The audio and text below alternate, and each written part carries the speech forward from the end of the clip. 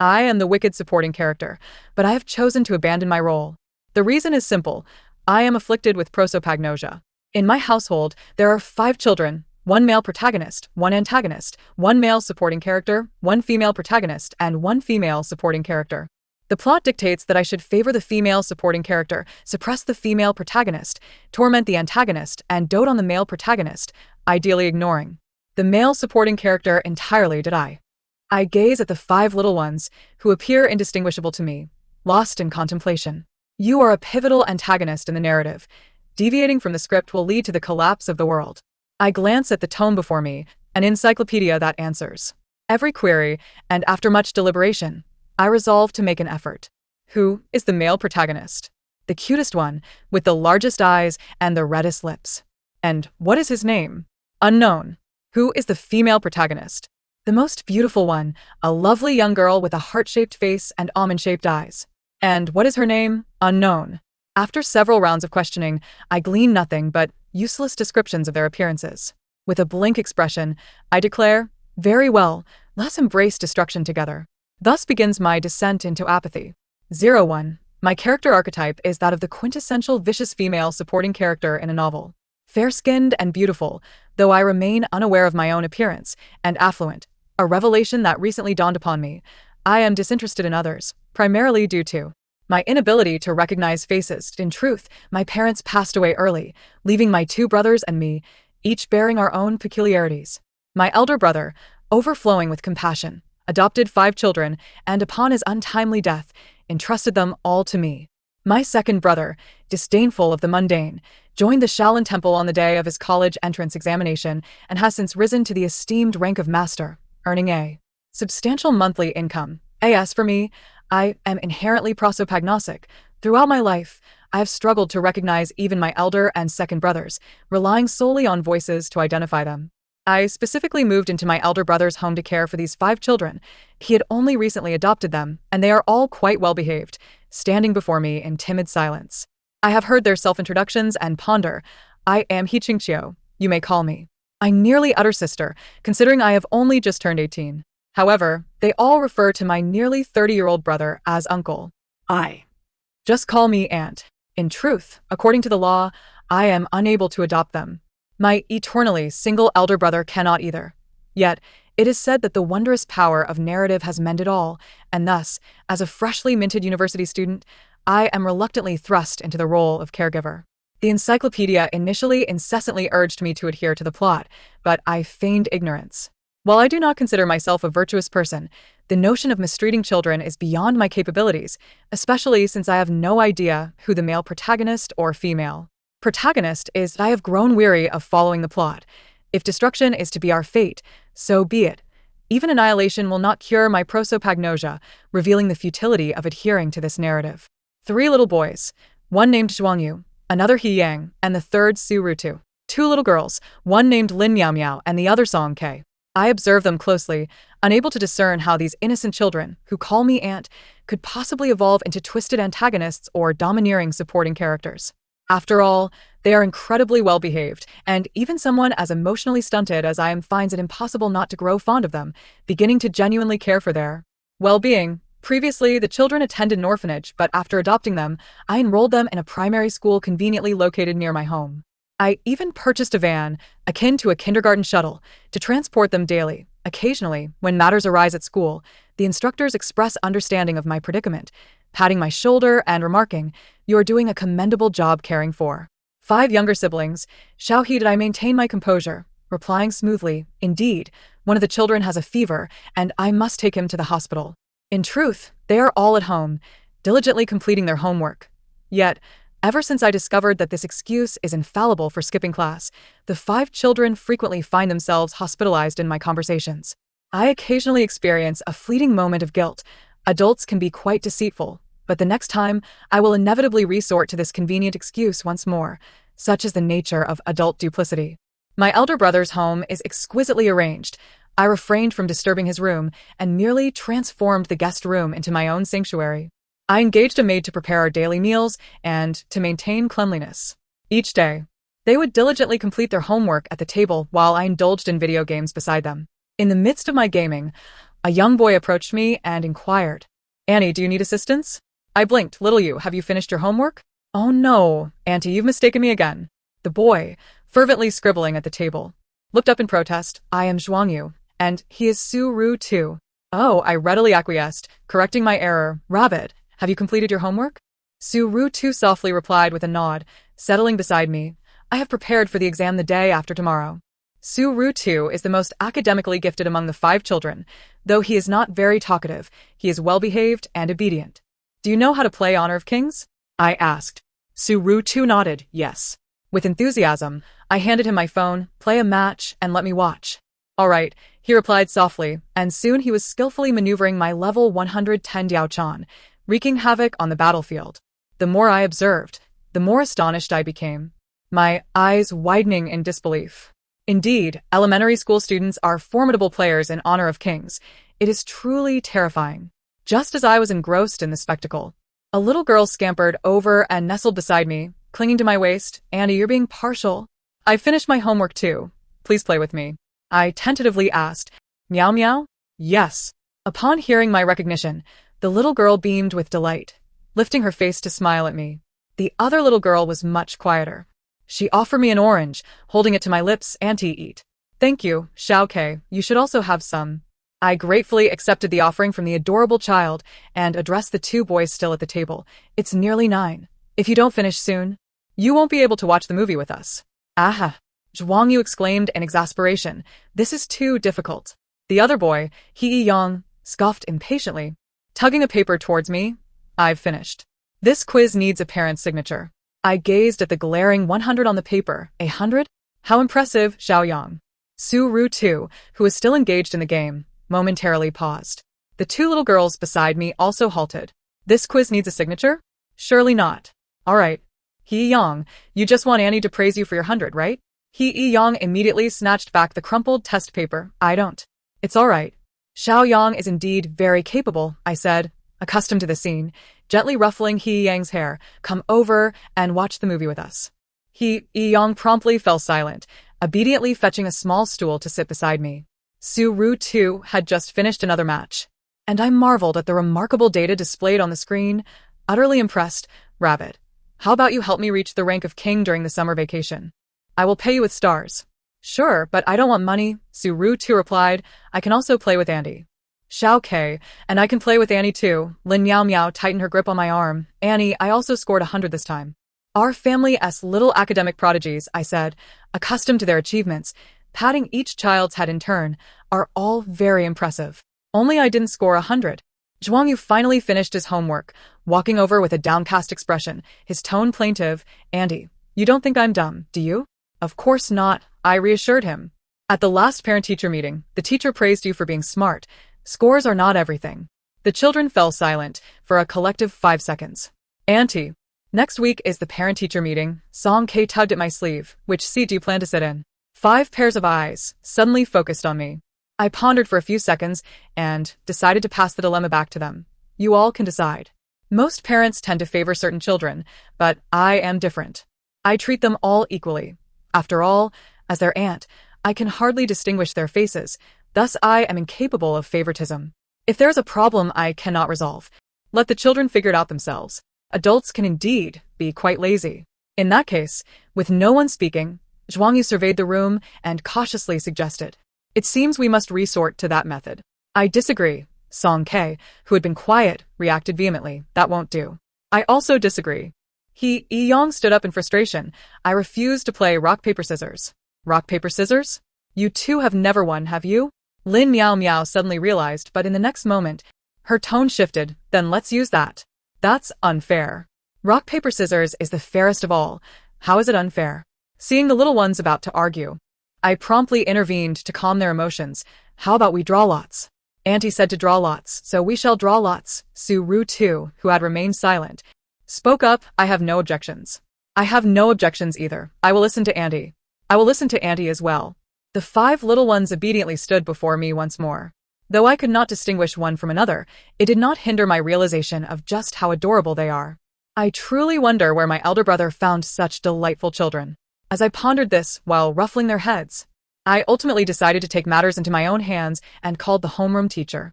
In this world, I am never short of financial means.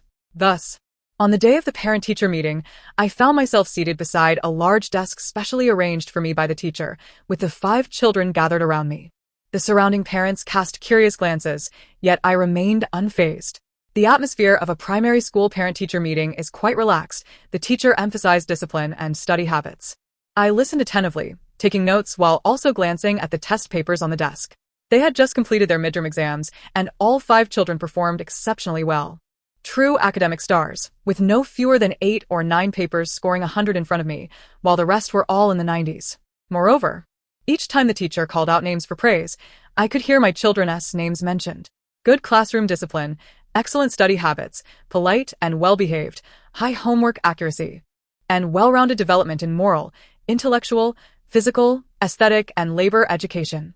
The teacher's praise flowed smoothly, and I felt a sense of elation. Noticing the change in the surrounding parents' gazes from curiosity to envy, I straightened my back. Having just turned an adult, I was already experiencing the joy of nurturing children. "You all did exceptionally well," I whispered to the 5 children while the teacher distributed medical insurance forms. "How about we go out for a grand dinner tonight? And visit the amusement park this weekend?" The 5 children, in turn, lowered their voices to ask me, "Can we have KFC?" I responded with an okay hand gesture. "Let's order a family bucket."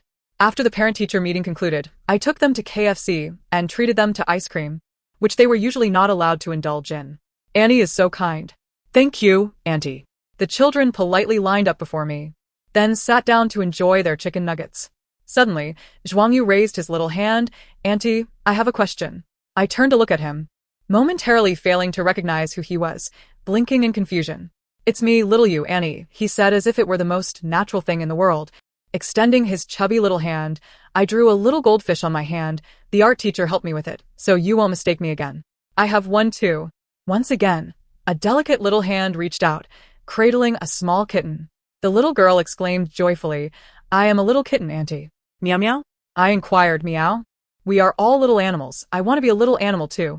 Lin Meow Meow shook her hand, declaring Meow Meow is a cat. The other 3 children extended their hands to reveal small animals on their palms, a bird, a lamb, and a rabbit. Our family truly is an animal kingdom.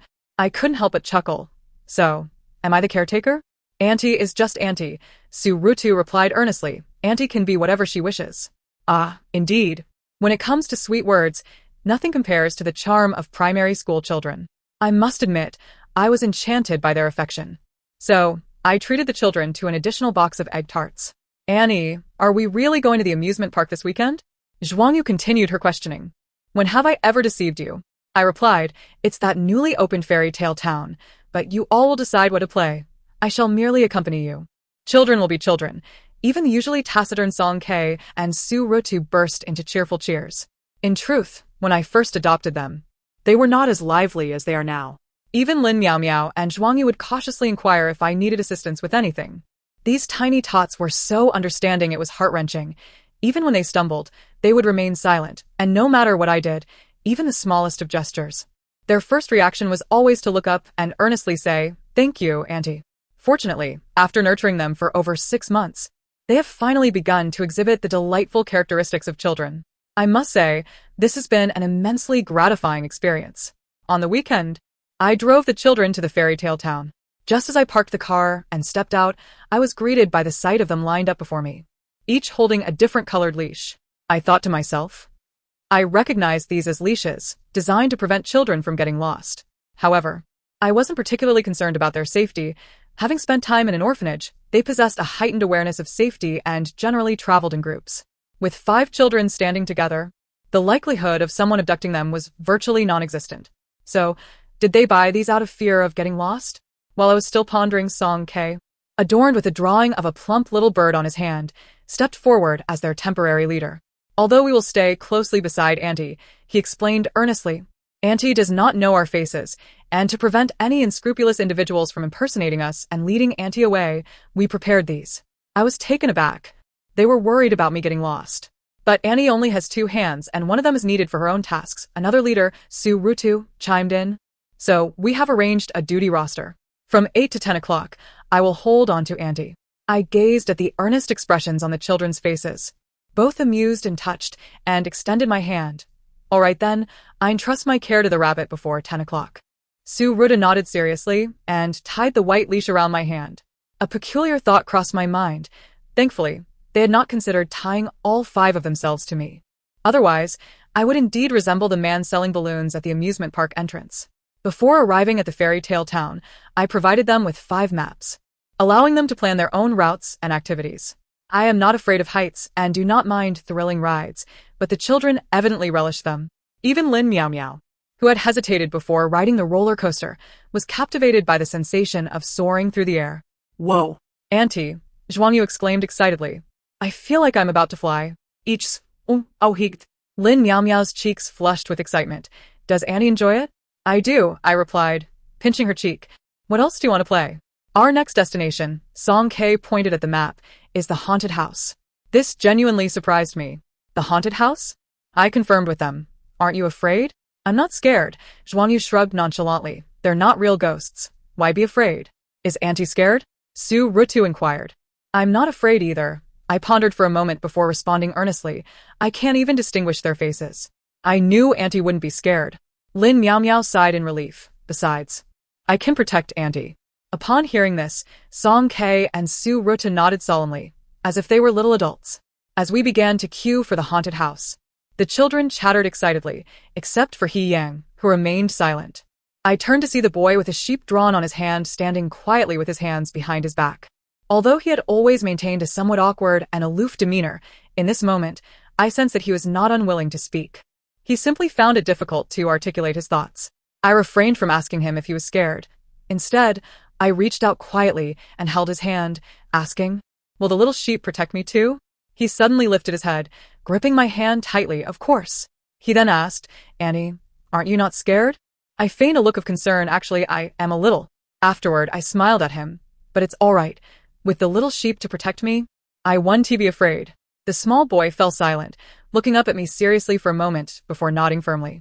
Inside the pitch-black haunted house, eerie background music occasionally played, and the faint screams of the previous group echoed in the air, sending chills down one's spine. He Yang remained closely by my side, and the other children unanimously felt that he was the tallest and strongest, capable of protecting me better. The haunted house in the fairy tale town did not have any live NPCs, so our journey through it was remarkably smooth. The moment we stepped out of the darkness, I heard He Yang quietly ask, Auntie, you won't leave us, will you? His small hand felt slightly cold as he muttered. Su Rutu and I discussed that if we score perfect marks all the time, you won't lose us. I was taken aback. Was this how the rabbit felt? Song K also said that if we are always obedient and don't cause you worry, we can stay. He Yang asked with hopeful anticipation, Annie, what they said is true, right? At a loss for words, I could only reach out and gently pat his head. I have always been a rather slow-witted and carefree person, but raising children may not be as simple as I had imagined. Our final attraction was the Ferris wheel. The 6 of us sat together in the small cabin, gazing down at the breathtaking nightscape of the city bathed in lights. Auntie, I want to stay like this forever, Zhuang Yu said, leaning against the window, her eyes sparkling. Just the 6 of us. Always like this. I had once consoled them in such a manner. We could be together forever. Always united. But how could that possibly be? Even though I repeatedly assured them that we would never part, they still felt compelled to impose layer upon layer of conditions upon themselves, even reassuring one another, as long as we are always well-behaved, Auntie won't abandon us. Perhaps children understand that in this world, there is no such promise as forever. I softly replied, little fish, it won't always be like this. The cabin, once brimming with laughter, fell into an abrupt silence. He Yang, seated beside me, immediately turned to face me, while Song K tightened her grip on my hand. After a moment of contemplation, I spoke earnestly. Although I cherish you all dearly, and you reciprocate those feelings, one must acknowledge that we all grow up. Eventually, you will each leave home to embark on new journeys, marry, and establish your own families. However, this notion seemed too distant for them to grasp. I continued, for instance, Meow Meow once told me that upon meeting new friends, you too will one day encounter new individuals. I don't want any new friends, Lin Meow Meow, who had always been obedient, interjected, her eyes glistening with unshed tears. I only want my aunt. I don't want new friends. Aunt, please don't abandon me. I found myself in a state of bemusement, responding, that is not what I meant. We don't eat much. We could work part-time and earn money. And we will listen to you, Aunt, Sue Rhoda said, pursing her lips. Aunt, I will continue to strive for first place next time. There's no need for that, I said, gently ruffling Sue Rhoda's hair. Even if you don't come in first, don't earn money, or eat a great deal, it doesn't matter. I have adopted you. You are my responsibility, and we will always be a family, although it is possible that you will each have your own families in the future. He Yang suddenly interjected, What about you, Aunt? I was momentarily taken aback. What do you mean? Aunt will also marry and have little babies, Song K murmured softly. Aunt will also have her own family. The cabin fell into a profound silence, and I finally comprehended what they were truly afraid of. They were all children who had once been returned, adopted once, only to be sent back to the orphanage when their adoptive family had new children. This was something my elder brother had conveyed to me. I have always been emotionally detached, having been a boarder since childhood. My elder brother worked away from home when I was young, sending me money each month, while my second brother had long since left home. And I seldom saw either of them. My elder brother would call me from time to time, which was my only opportunity to connect with him. When my elder brother passed away, I felt a twinge of sadness, but more than that, I felt lost. Apart from my estranged second brother. My elder brother was my only relative, though I saw him no more than twice a year. At least I knew I still had family. But then my elder brother was gone.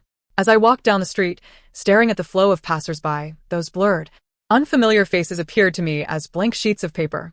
I knew they were crying and laughing, but I could not remember or distinguish between them. It was just like my elder brother. On the day of his departure, I had stared at him for what felt like an eternity, desperately trying to memorize his features. Yet I was unable to do so. When he became a small box that fell into my embrace, I was left in bewilderment, wondering why I could no longer recall my elder brother's face. Thankfully, he had left me with 5 children. I cared not for the roles of protagonist or antagonist. I only knew that they were my elder brother's legacy, and perhaps long after, they would be the only ones capable of leading me back to him. The only ones who would remember him. That was enough for me. My elder brother always told me that when I grew up, he had saved a considerable sum of money for me, allowing me to marry someone I loved and eventually have my own family. Xiao Qiu, your brother may not possess many talents, but I have saved a great deal of money for you, ensuring that you will never have to worry about food and clothing, he said. You have always been alone. I only hope that you will not be alone in the future. At that time, I did not comprehend that the considerable sum he referred to was a figure that would leave me speechless. I merely knew that if this was his wish, I would comply. But that is a matter for a long time from now, I said, glancing at their youthful faces and speaking candidly. Perhaps by the time I marry, you will all be in university. That is still a long way off. Zhuangyu began to count. 7, 8, 9 years. For them. 9 years indeed felt like an eternity. The children seemed to collectively exhale, as if they had received a solemn promise. Indeed, I smiled. So, let us not dwell on such distant matters. Let us make wishes instead. I know this. Lin Miao Miao eagerly raised her hand to answer. When the Ferris wheel reaches its highest point, wishes can come true. Very clever, I said, tapping her little nose. Let us all make a wish together. As the Ferris wheel ascended to its zenith, we beheld the entire cityscape beneath us. The dazzling, luminous lights flowed gently along the overpasses and intertwining highways, suspended amidst the towering skyscrapers, as if they were the very lifeblood of the city. I closed my eyes. My wish was not grand, but rather simple and cunning. I thought, if it were possible, let the wishes of these 5 little ones come true. 04. Children grow swiftly, much like wheat, sprouting in an instant. Su Rutu and Zhuangyu, now in 5th grade, began to shoot up, while He Yang remained a small bundle, gloomily drinking milk each day, asking me, Aunt, I want to always be the short, will I? I stifled a laugh. No, little lamb, you will grow taller when you enter middle school. This was not an untruth. He Yang was simply developing a bit later. By the time they graduated from elementary school, the 3 boys were nearly of the same height. That year, my gift for them on Children's Day was 5 mobile phones, a present I had reserved until their graduation from elementary school. It's the last Children's Day, I said on the day of the holiday as I handed them the phones, so I thought I'd give you something a bit more extravagant. The children were all elated, yet Lin Miao Miao wore a disappointed expression. Can't I remain a child forever? Miao Miao. I had changed my way of addressing her to a little animal at her insistence last year. Everyone must grow up. After a moment of thought, I added, but in my heart, you will always be children. You are far from becoming adults. Then why hasn't T Anne grown up? Zhuangyu teased. You still look like a fairy. Aunt has always been 18, Su Ruta chimed in, just like when we first met. Though I had heard this flattery for years, the sweet words of children never failed to melt my heart. After receiving their phones, the 5 little ones spent the entire afternoon at home experimenting with them, one by one queuing up to add me on WeChat. Song K created a group chat, which someone whimsically renamed Animal Family, yet everyone seemed to tacitly accept the title. Having learned to draw little animals from the art teacher for several years, Zhuang Yu, the most diligent of the bunch, was now able to sketch us in Q-version avatars. Our profile pictures formed a cohesive series, with the children depicted as little animals while I appeared as a cute girl with twin tails. They eagerly changed to their new avatars and began to play dice in the group chat. I will never concede defeat. He Yang declared in the chat this time. I will win for sure. Then he rolled a 1. He Yang, the other children burst into laughter while they too began to roll the dice. Song K rolled a 2, Zhuang Yu a 3, and Su Rutu a 5. The lucky Lin Miao Miao effortlessly rolled a 6. Haha, I won. Curious, I asked. Are you playing a game? No, Aunt. Lin Miao Miao replied with an adorably cute expression. This is the ultimate showdown. Whoever wins gets to sit next to Aunt during the movie tonight. I was taken aback. Tonight, an animated film was set to premiere, and I had indeed purchased 6 tickets, intending to take the 5 children to the cinema. However, I must admit that I did not allocate the seating arrangements properly, as the children had already conferred among themselves and resolved the matter internally. Tonight, I shall sit to Aunt's left, Lin Miao Miao exclaimed with evident excitement, and Su Rutu will be seated to her right. Su Rutu then sent a rabbit received emoji in the group chat. I couldn't help but chuckle. Aren't we all on the sofa? Why resort to WeChat? Su Rutu candidly replied, I am not as cute as an emoji.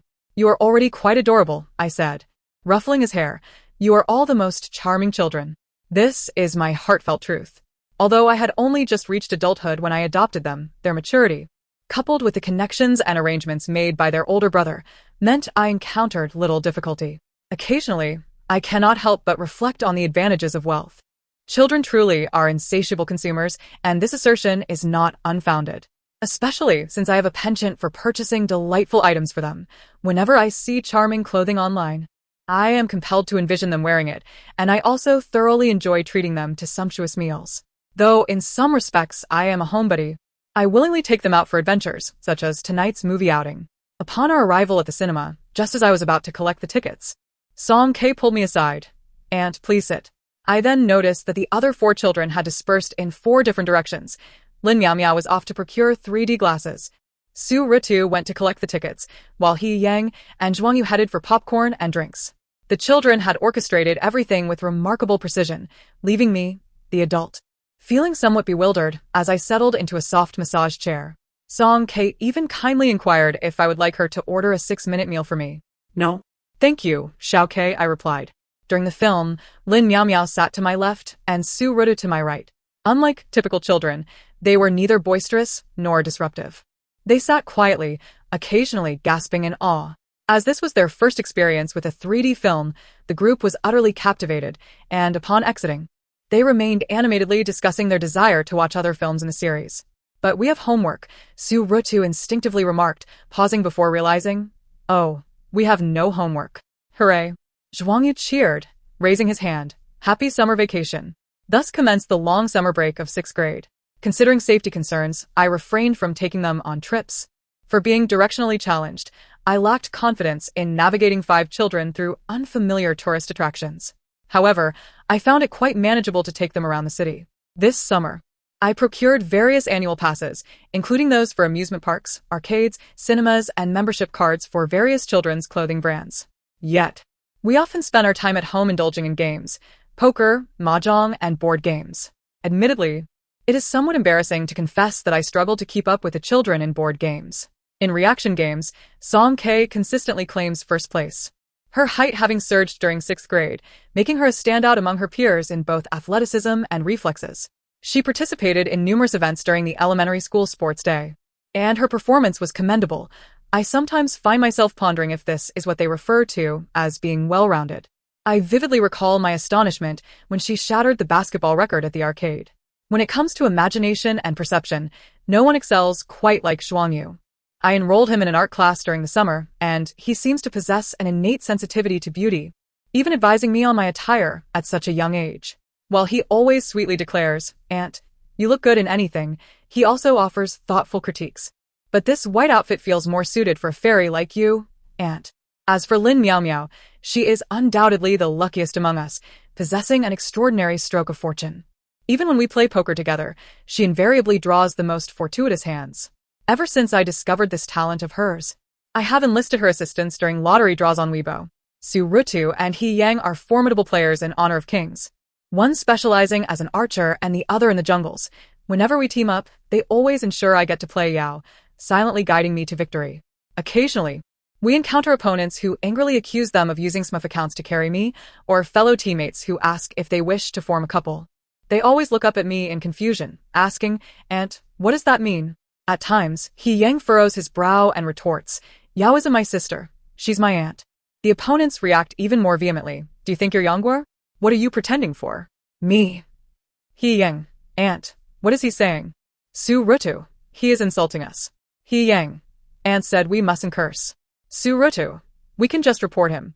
Thus, the two boys muted the opponent and continued to play in silence, while I, filled with embarrassment, lingered above them, thinking to myself, adults do not wish to live so recklessly.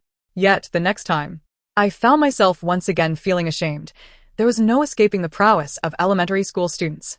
After the summer vacation, I enrolled the children in the finest middle school in the city. I still pick them up at the gate every day, and we maintain our weekly movie outings. Everything remains unchanged except for their increased study time and busier schedules. Just when I believed our lives would continue in this joyful manner, the long quiet encyclopedia suddenly unveiled a new description. Synopsis: the male lead and the female lead develop feelings for one another during a countryside outing, their emotions intensifying. The malicious female antagonist, He Qingqiu, drives the female lead from her home, leading the male supporting character to plead on her behalf, while the antagonist accompanies the female lead as she runs away from home, and the male antagonist confesses his feelings to the male lead. What is this countryside outing? Is it not the upcoming autumn picnic that the children are planning? Moreover, why, after all these years, does my name only appear in connection with the wicked female antagonist? What about the names of the others? The encyclopedia fails to comprehend my sentiments, persistently urging me to complete the narrative. Yet I have already resolved to disregard it. There is no way that the storyline will unfold as it is meant to. The question is, will the male lead and female lead indeed develop feelings, while the female antagonist favors the male lead, the male antagonist favors the female lead? It is entirely reasonable for these 5 children, who have shared meals and a home for so many years, to experience crushes as they enter the tumultuous age of adolescence.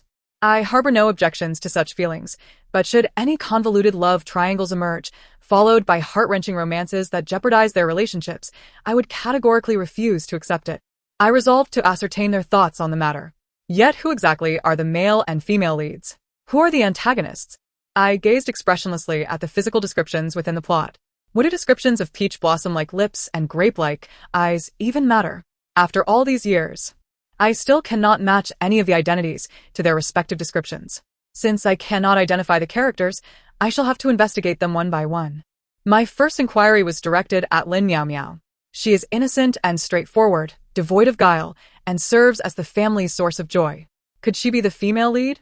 I inquired, "Miao Miao, how are you adjusting at school?" "Super well," Lin Miao Miao replied exuberantly. "Aunt, my last essay was read aloud by the teacher in front of the whole class. I wrote about you, and my classmates all expressed their desire to meet my fairy aunt." I continued to probe indirectly. "Miao Miao, have you noticed any differences among everyone recently?" "Differences?" Lin Miao Miao appeared puzzled for a moment before quickly becoming indignant. "Oh. Su Rutu has gone too far, aunt. He's secretly prepared a gift for you for October, without telling us. He is being manipulative." This month, I indeed received a gift from Su Rutu, which prompted me to post about it on social media. Moreover, when He Yang delivered his speech, the cover of his PPT featured a photograph of him with my aunt. Clearly, it was meant to be a self-introduction, yet he included my aunt in the picture. How infuriating! When I presented before him, I merely used my own photo. I was left speechless, unable to interject. I reassured myself that she was still quite young, confiding everything to me, and had never mentioned any boys. How could she possibly be in a romantic relationship? It certainly wasn't Miao Miao. I shifted my investigative focus to Zhuangyu. "Wolfish," I said, adopting a more forthright approach with Zhuangyu. "Since you've been in class for a while now, have you made any new friends?" Yes. Zhuang Yu immediately opened up. There are many boys in our class who enjoy drawing. I always sit with them during art class. No, I mean, are there any girls? I clarified. Girls? Zhuang Yu paused for a moment. There are two, and we discuss makeup together. Makeup? Exactly. I want to do my aunt's makeup, he exclaimed, his eyes sparkling. And I can even buy her cosmetics. I found myself at a loss for how to proceed with this topic, forcing myself to continue. Do you think they are pretty? How do they compare to Miao Miao and Xiao Xiao? I don't know. Zhuang Yu scratched his chin, speaking nonchalantly in my eyes. Aside from my aunt who is as beautiful as a fairy, the other girls all look the same. I was taken aback, judging by his tone. It seemed he wasn't infatuated either. Yet, shouldn't all the male leads, supporting characters, and even the antagonists be developing feelings for the female lead at this point? I tentatively inquired, little fish, my aunt has one last question. Zhuang Yu replied eagerly, it's fine, auntie, please ask. If hypothetically, you had to choose one girl to play with continually, would you pick Xiao Xiao or Miao Miao? Zhuang Yu was completely taken aback. He asked, can I choose my aunt? No, I mean between Xiao Xiao and Miao Miao. He then asked, can He Yang and Su Ruta choose my aunt? I responded, They aren't part of this question. He retorted. But Song Qiao and Lin Miao Miao wouldn't want to play with me all the time. They would surely find a way to steal my aunt away. What if they wanted to play with you continuously? I probed. He replied, then I wouldn't want to either. I can't compete with them. Song Qiao is so strong. And Lin Miao Miao always has good luck with the cards. I only want to play with my aunt. I was utterly defeated. I sought out He Yang next. Although he was a bit awkward, he wouldn't conceal anything from me if I asked. I inquired, little sheep, how have you been recently? He looked at me quizzically. What's up, auntie? I just wanted to understand your situation. I see. The tall youth replied with a knowing expression, coolly asking, which person's affairs does my aunt want to know about? I felt as though he had misunderstood my intentions, yet I cautiously said, well, what about Xiao Xiao? Her? He Yang frowned slightly. She asked fine, but Lin Miao Miao did forget to do her homework last week. My attention sharpened. Is that so? Yes, He Yang said. That paper was stuck in her book stand, and she didn't take it home, so the teacher scolded her. I see, I continued. What about the others? Is there anyone not wanting to study, and thus not doing their homework? Not that I know of. He Yang shook his head. Auntie, don't worry. Song Qiao will remind her from now on.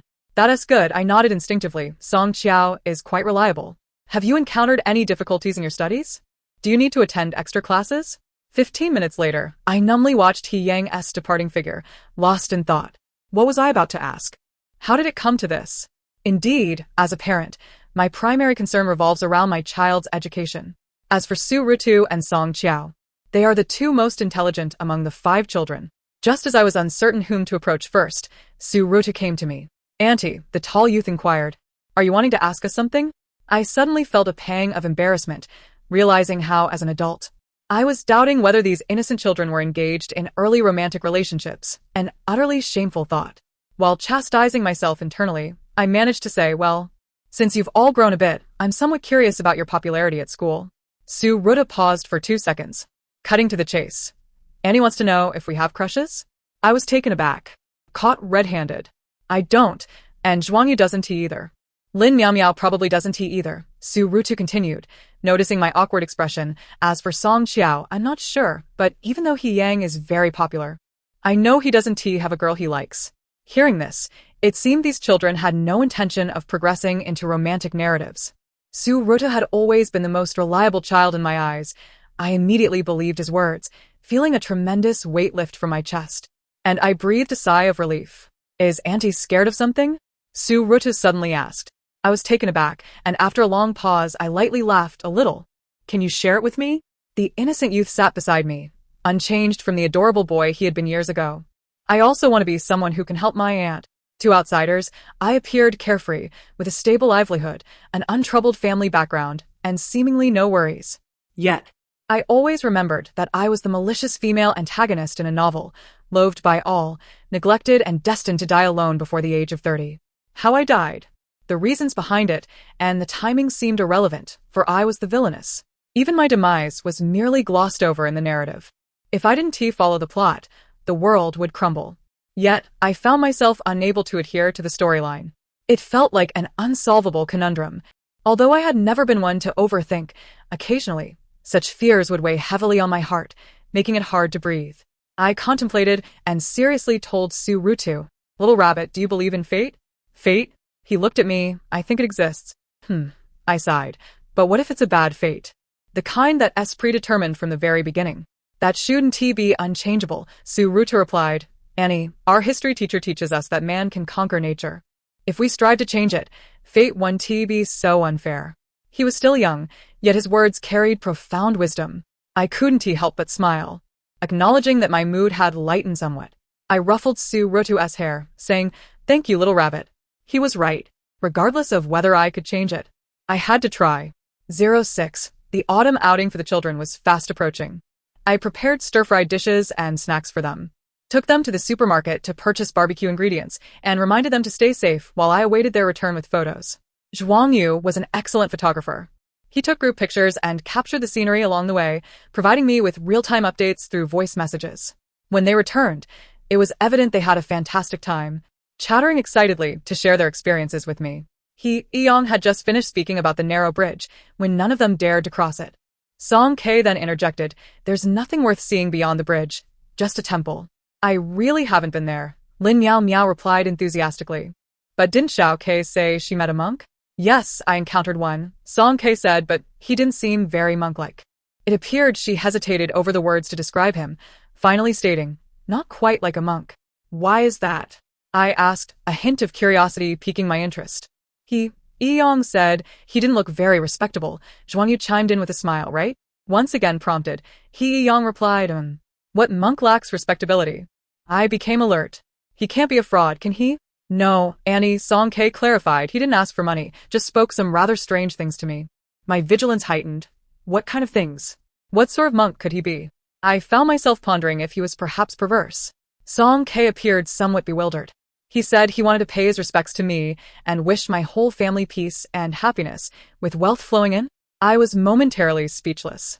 Su Rutu suddenly interjected, "This humble monk hails from the eastern continent, journeying westward to worship Buddha and seek blessings.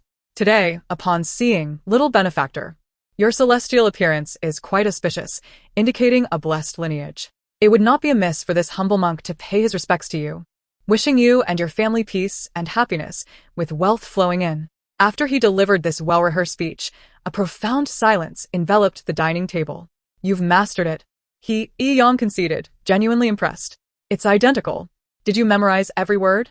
Lin Miao Miao's eyes widened. "No wonder you scored a perfect 100 on the history exam. Auntie?" Zhuang Yu suddenly turned to me. "What's wrong?" All the children looked at me, and I snapped back to reality, suppressing my expression. "It's nothing." However, upon returning to my room that night, sleep eluded me. This humble monk comes from the eastern continent, journeying westward to worship Buddha and seek blessings. Of course, I bought candied hawthorn from a little alley in the east and came to the school in the west to give it to you. It's over 20 kilometers. It would not be amiss for this humble monk to pay his respects to the little benefactor. Elder brother has no birthday wishes, just wishes for Xiao Qiu to become immensely wealthy overnight, a new generation of the affluent. The monk who appeared unlike a monk suddenly blocked Song K. A peculiar monk indeed. The fog of memory was abruptly lifted. I could not recall my elder brother's visage, nor the emotions I felt when he departed. Yet, I remember vividly how he once earnestly squatted before me, praising my achievement of first place in a running race despite still being in elementary school. "Xiao Qiu, you are incredible." I also recall how he treated me with the same patience and indulgence I now extend to these children, taking them to watch movies, playing games with them, and encouraging them with laughter, regardless of their antics. I think I was once loved. But even a brother connected by blood cannot indefinitely shower unconditional affection upon his sister, especially one who fails to recognize him. Perhaps my dullness and naivety made life too burdensome for my elder brother, or perhaps after caring for me for so many years, he finally wished to carve out his own path. In any case, during the year of the college entrance examination, he left me with but a single sentence before departing alone. It sounded like an absurd prank. At first, I could hardly believe it, crying as I searched for him until my elder brother rushed to embrace me. In the torrential rain, warm droplets fell from his face. Was it rain? Why was the rain warm? "I'm sorry, Xiao Qiu," he trembled as he spoke. "It's our fault. The brothers are sorry, Xiao Qiu." From that moment on, I never mentioned my elder brother again. I thought perhaps he had saddened my elder brother, and while I too felt sorrow, I resolved not to speak of him again. My familial bonds had always been tenuous. Both my elder brother and my second brother loved me. It was just that one was too busy to love me, while the other was too weary to continue. So, could that monk today be my second brother? Did he know that my elder brother had passed away? Did he know I had adopted Song K? Did he know where I was now? If he knew, why did he not come to see my elder brother? If he knew, why did he not seek me out? If he knew, why would he rather pay respects to the oblivious Xiao K than share another word with me? Should I search for him? Yet, even if I found him, I would not recognize him. I stared blankly at a group photo on the table. 2 young boys and a little girl. The boys' faces were indistinct, but they were smiling brightly. I hesitated for a moment before stepping out of my room and knocking on Song K's door. Xiao K, tomorrow is Saturday. Auntie wishes for you to accompany me to a place to find someone. The next day, I took 5 children back to the site of their picnic. Under the leadership of Su Ru Tu and Song K, I stepped onto the narrow bridge, advancing step by step towards the temple. The children sensed something amiss.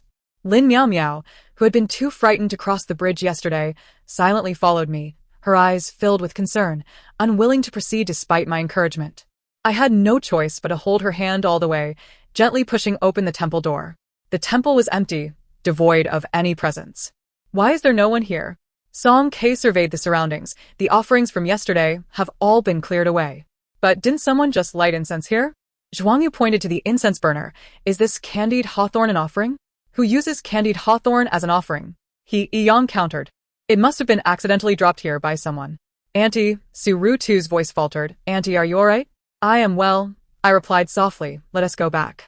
Aren't we supposed to find someone? I shook my head. No need to search anymore. He did not wish for me to see him. Then we shall not search. Perhaps, as the books suggest, my fate with him, and with my elder brother, can only fade gradually as I gaze upon their silhouettes receding into the distance. Auntie, is the person you want to find very important to you?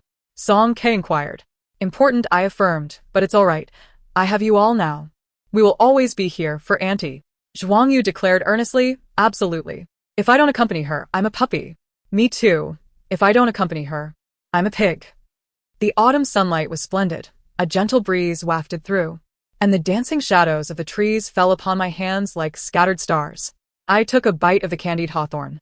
It was a bit sour. 07. As the children grew, I increasingly found it difficult to believe in the narrative of fate. For all these years, the story had crumbled beyond recognition.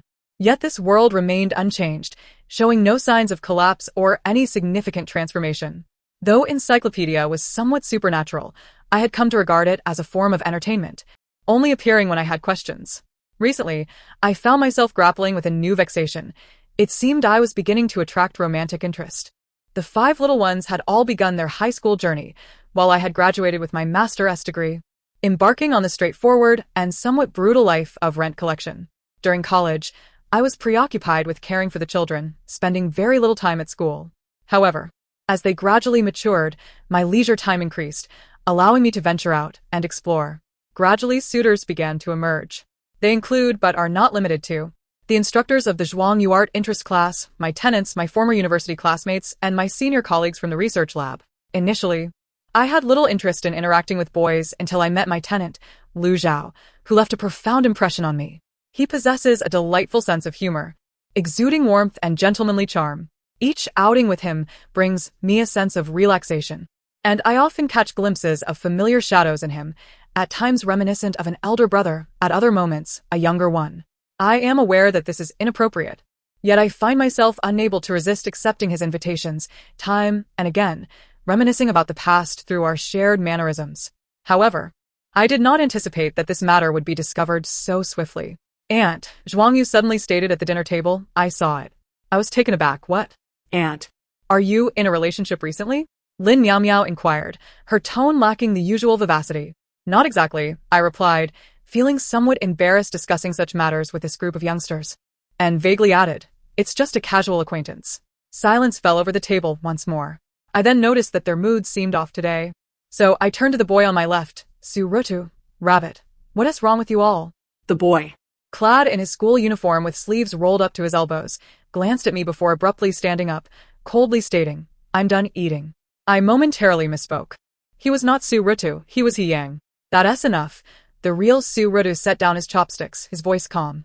Whether Aunt is in a relationship is her business. There is no need to inform us. I'm not withholding anything from you, I explained. If I were truly in a relationship, I would certainly let you know. Silence reigned again. Not in a relationship, just getting to know someone. Zhuang Yu's tone was peculiar. Is that what you mean, Aunt? I nodded. So, does Aunt like that uncle? Song K wiped her mouth. It's not to that extent, I replied candidly. I merely find it comfortable to be around him. Then, He Yang, having returned, stood before me, gazing quietly. Does Aunt find it uncomfortable to be with us? Of course not. I was somewhat taken aback. I genuinely enjoy spending time with all of you. He Yang fell silent again. It dawned on me. You all don't want me to be in a relationship, do you? It's understandable for these children to feel this way. After all, in their eyes, having a new family meant I would discard them. Though I knew that such a scenario would never unfold, and my intentions with Lu Zhao were far from romantic, I preferred not to delve too deeply into this topic with them. They are still children in my eyes. And I always feel that sharing romantic experiences with youngsters as an elder is rather inappropriate.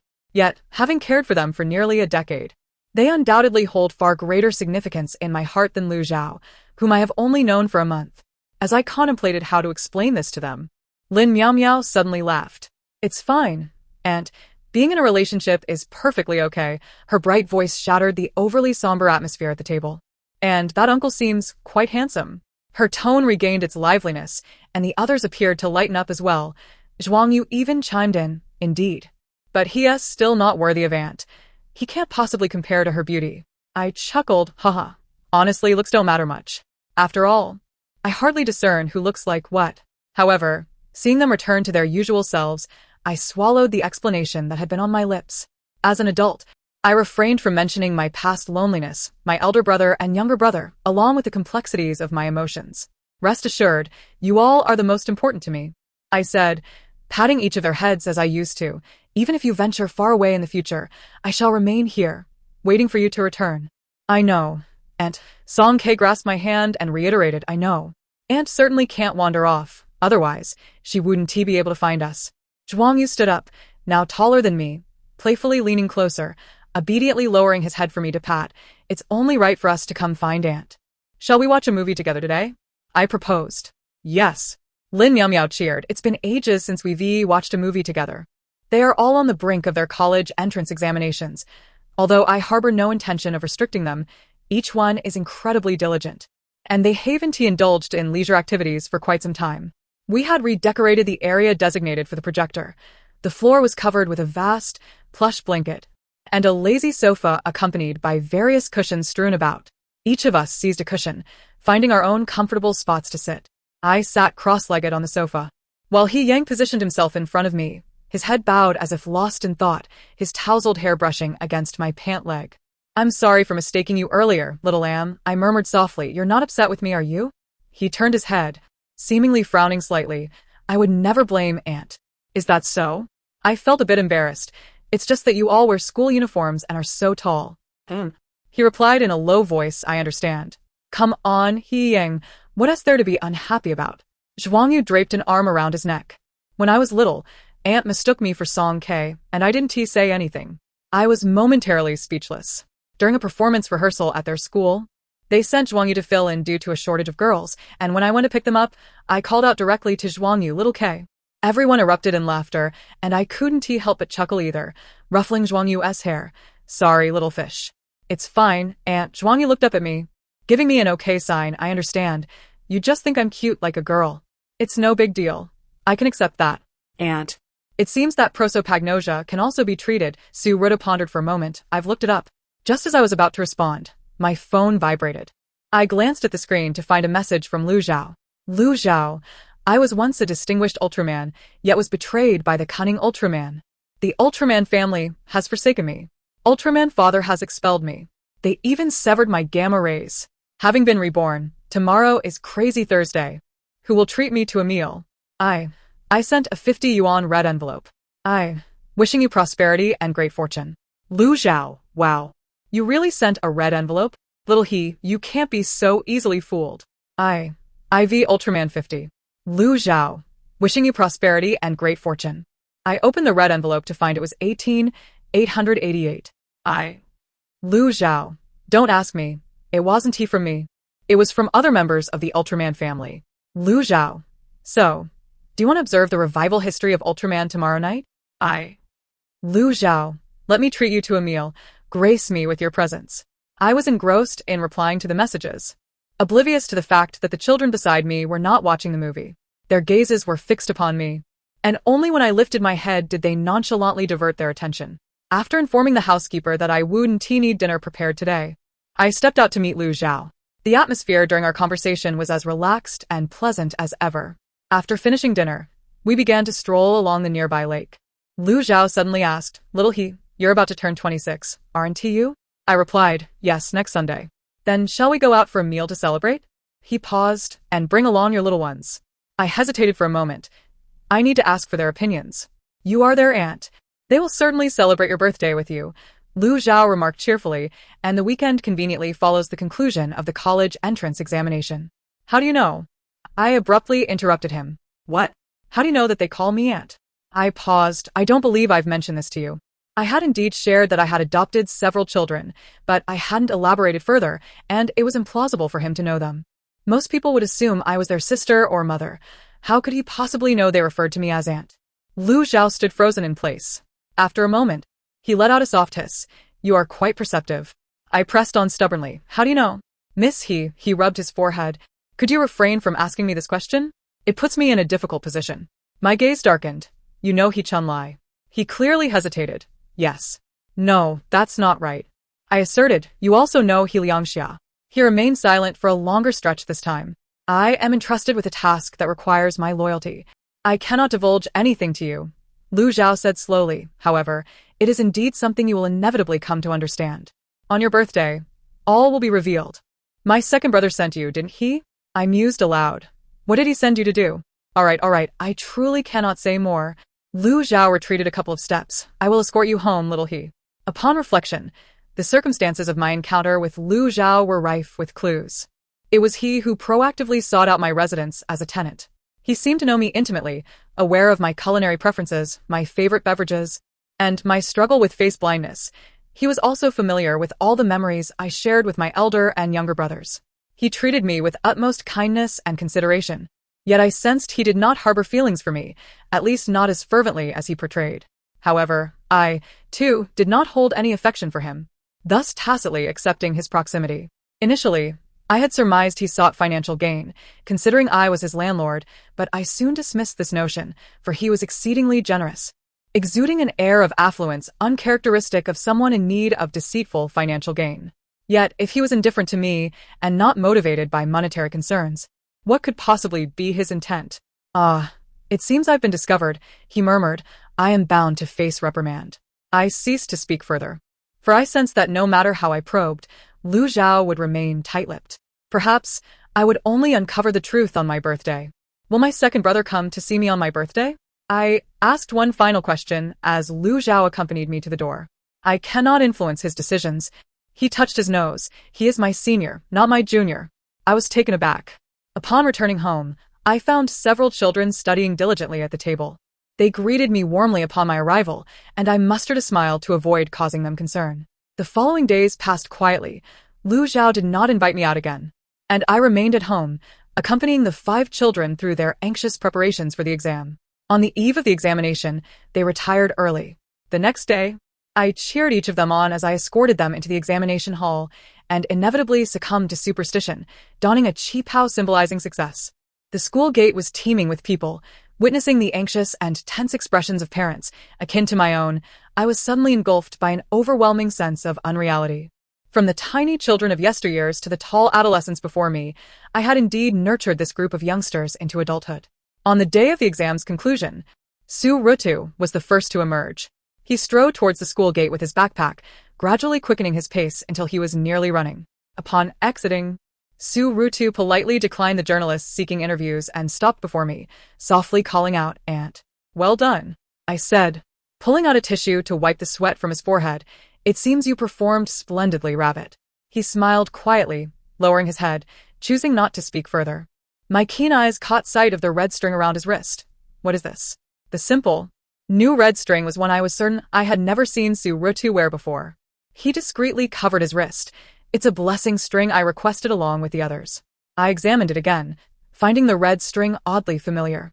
Though I could not recall where I had seen it before, I merely assumed it was a common charm among examinees, and thus smiled.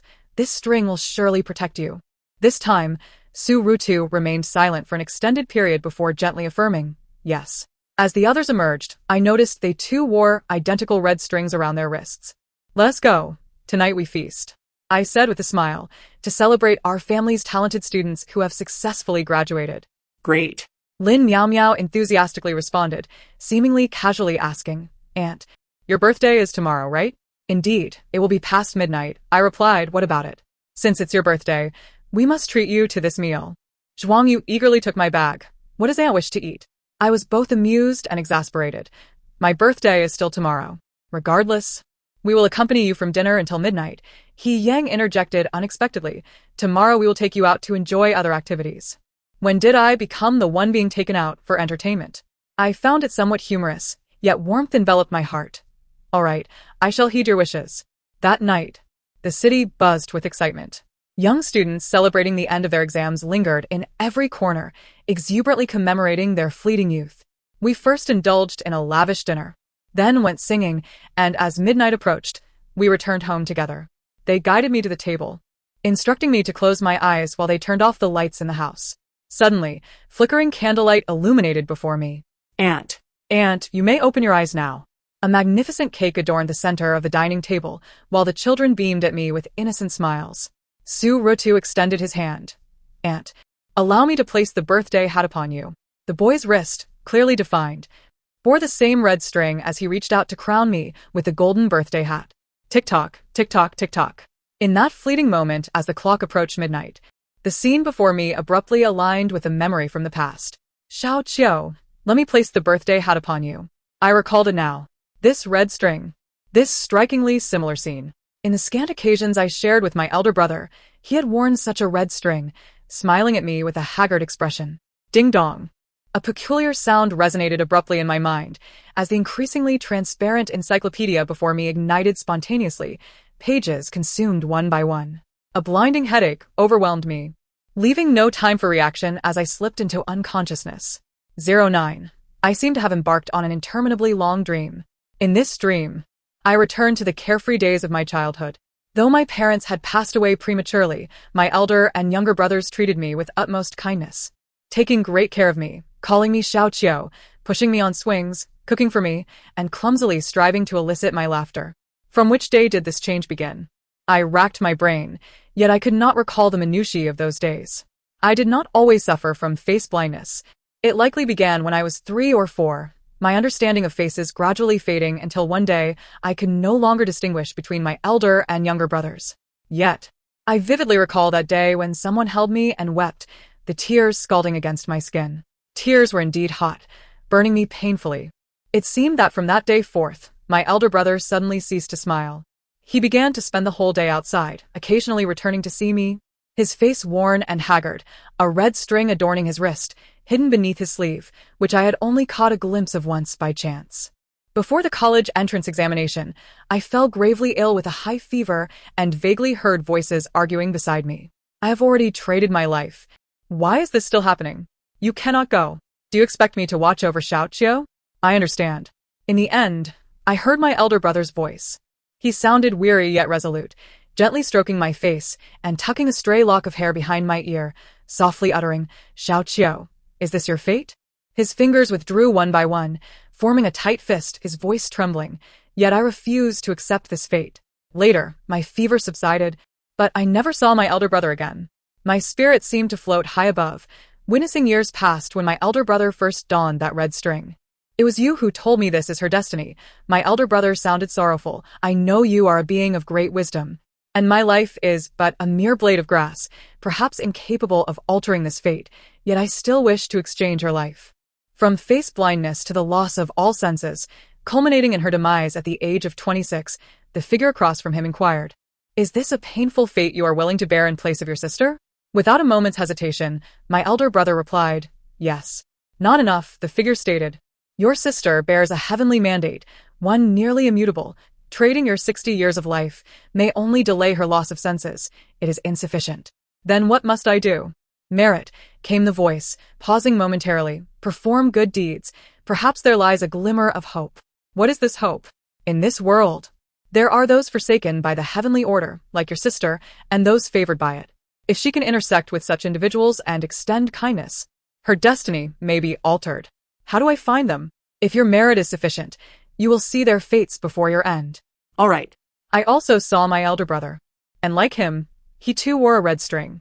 Elder brother, I am leaving tomorrow. Take good care of Xiao Qiu. You could also, like me, see her occasionally. No. Did you not say that once we exchange her life, it is best not to see her again, lest she become entangled in more karma? My elder brother chuckled, moreover.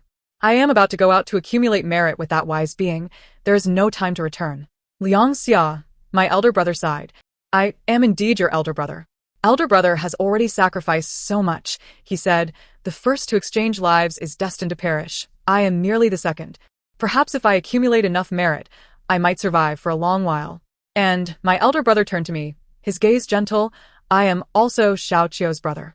To me, this is but this lifetime. He stroked the red string on his wrist. Yet for Xiao Qiu, this is her fate across countless lifetimes. It is truly unjust. Did the wise being not say that the heavenly mandate would seek every means to obstruct Xiao Qiu from altering her fate? My elder brother furrowed his brow. I wonder what methods it may employ. Worrying is futile, my elder brother softly replied, but regardless of the methods employed, I believe Xiao Qiu will not yield. Will she cry when she cannot see me tomorrow? My elder brother suddenly asked. You must remember to meet her. I fear she may get lost. All right. Cold sweat trickled down my forehead as if many voices were calling my name. Urgent, eager, caring, each louder than the last. Waves of golden light enveloped me, warm and bright. Is this merit? I felt utterly lost. I have found the favored ones. 5 children. Xiao Qiu will nurture them well. As long as they form bonds, she will surely be safe in her 26th year. Liang Xia, take good care of Xiao Qiu. I met elder brother today. He has accumulated so much merit in this lifetime, and the wise being said he'll have a fortunate life in the next. If only you could do the same. Xiao Qiu. Xiao Qiu, the little girl named Song Ke you are raising resembles you a bit. But why is she favored by the heavenly order while you are forsaken? Elder brother misses you dearly, and he misses elder brother too. Miss he, did you think I was referring to other members of the Ultraman family? I am not that generous. Xiao he, the children you are raising genuinely adore you. Now I can tell my senior brother, with their willingness to exchange lives for you. You are guaranteed longevity. Auntie, please wake up. Annie, did you not say this blessing string could protect us? I only wish for it to shield you. Auntie, did we not promise to celebrate your 26th birthday together? Auntie. Auntie, Lu Zhao said our fate is exceptionally good. Helping you exchange lives will not affect us. Please do not be angry with us. Auntie, thankfully Uncle Chunlai found me. Thankfully I can assist you. I am truly frightened. Auntie, Xiao Qiu. I seemed to hear someone let out a long sigh, and that volume of encyclopedia was reduced to ashes, like a heavenly order that, after a futile struggle, chose to surrender. Influenced by excessive merit, it transformed into a fragmented encyclopedia, clearly intent on leading me to self-destruction. Yet due to the life exchanges of my elder brother and second brother, along with the proximity of the 5 children, it could only retreat in helpless silence. At this point, it finally dissipated from my world. Perhaps from now on, it could no longer bind my fate. But this altered destiny came at the cost of my most precious possessions. I once thought my kinship was rather superficial. Is it truly? Is my kinship genuinely so tenuous? Or is it that, in places unseen by me, there are those who have exhausted all their strength to contend against fate, sacrificing everything, yet creating a facade of superficiality to spare me from excessive sorrow? I felt my soul tear in two, one half reproaching that oblivious self. He Qingqiu, how could you be so presumptuous? How could you believe you were merely once loved? How could you think your elder brother is too busy to love you? And your second brother is too weary to care? They exert every ounce of their strength to love you, to defy destiny on your behalf. How could you believe your current happiness is merely due to good fortune? You, who have been forsaken by fate, have survived by consuming your loved one's lifeblood. How could you think they do not love you? 10. I opened my eyes to find myself lying on a soft bed, surrounded by faces filled with panic. The daylight outside shone brightly, clearly reflecting their sleepless eyes. I parted my lips and managed a weak smile. Do not shout. I am fine. Yet a tear swiftly slid down my cheek, soaking into the pillow. It was as though a dam had burst. The second, third, fourth tears followed suit. I cried in utter disarray, stifling my sobs, feeling as though the entire world was turning upside down before me. I was so overwhelmed that I could not articulate a single coherent sentence. A pair of hands, gentle as I once was towards them, caressed my head. "Auntie, it is over. We will always be by your side." "You dare to undertake such a life exchange," I rasped. "Are you not afraid of being deceived?" "If it concerns my aunt, I would accept being deceived," Zhuang Yu said, leaning against my bedside. "Aunt, you must recover swiftly. Uncle Yang Xia mentioned that once you awaken, he will be able to see you." Uncle Yang Xia remarked that if you do not awaken, his visit would only bring you harm, Lin Miao Miao interjected. "Thus he is currently praying at the Baihe Cemetery." Baihe Cemetery, the resting place of my elder brother. I could barely articulate. "I must go find him. I must go find them." "We shall accompany you, Aunt." Song K gently assisted me to sit up. "The car is already arranged." "Aunt, we will strive to do good in the future," Lin Miao Miao expressed, "so that your next life, and the lives to follow, will be filled with happiness. We will always stand by your side." He Yang draped a coat over my shoulders, murmuring, "Even if you were to cast me away, I would not leave." "Why would I cast you away?" I regained my composure. "Are you not angry? Initially, my brother adopted you all for my sake. Aunt, regardless of the circumstances." Su Rutu interrupted, "Uncle Chunlai has raised us well, just as you have. Even if we were to give you more in return, it would be deserved. Moreover, meeting you, Aunt, is the most fortunate occurrence I have ever experienced." Zhuang Yu smiled at me. "I am immensely grateful to Uncle Chunlai." "So am I." "I feel the same way. Encountering you is the greatest fortune of my life." At the entrance of Baihe Cemetery, I found myself staring blankly at the young man not far away. Features that had eluded recognition for decades, a visage I longed to remember, yet always forgot, a void in my memories that could never be filled. At this moment, it was as vivid as the bold strokes of a painter's brush, so striking that it left me incredulous. My face blindness seemed to have lifted. "Xiao Qiu," he smiled. "Long time no see." And behind him, the youth and maiden extended 5 hands adorned with red strings in perfect unison. "Aunt, guess who I am?" I turned my gaze back to the photo on the gravestone. The young man smiled gently, his features handsome, etched into certain scenes within my memory, without a doubt. This time, I finally recognized his face. The end of the story. Thank you for listening. We shall meet again in the next tale.